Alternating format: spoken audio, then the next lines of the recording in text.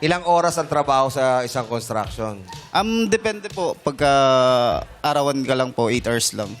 Pag-arawan, 8 hours? Opo. Pag yung may Pakyawan. Pakyawan. May pagpakyawan po, siguro po abot ka mga 10 hours to 12 hours sa isang araw. Mahaba pala ang oras. Pero mas malaki sweldo nun. Mas malaki po yung sweldo nun. Ako may nagsabi sa amin, pag arawan daw, binabagalan daw yung trabaho.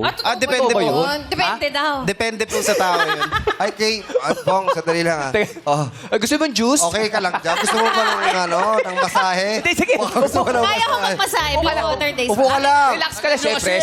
Si Aldi pa. Alam namin pagod kayo, kaya upo ka lang dyan sa Aldi.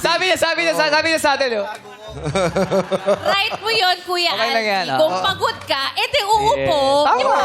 Ay, bigyan tubig. Ako nga napilay. Tayo ako ng tayo Tama, eh. tama. Kuya Aldi, ngayon lang. Tubig. Kita ng aircon dito sa studio, no? Ma'am, sobrang lamig. Gusto mo juice? Tubig. Ito pa, mamasahihin ka pa ni Neri. Yan, Masahihin oo. mo, Neri. Yan!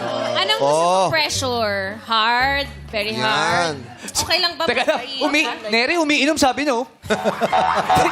Pinagsabay-sabay natin eh. Oo. Pero na-enjoy mo dito sa studio. First time mo? sa First time, PBS? ma'am, sobrang saya. Ganda, di ba?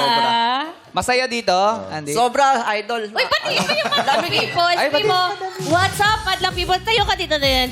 Diyan si Vice ganda sa pinakagitna. Ayan. Yan ang pinakamagandang What's up, madlang people? Beauty in the house! Baka gusto mo ng banig. Gusto mong banig? Pwede ka naman latakan ng banig dito para makapag-relax. Uupo lang. Baka malaglag ka.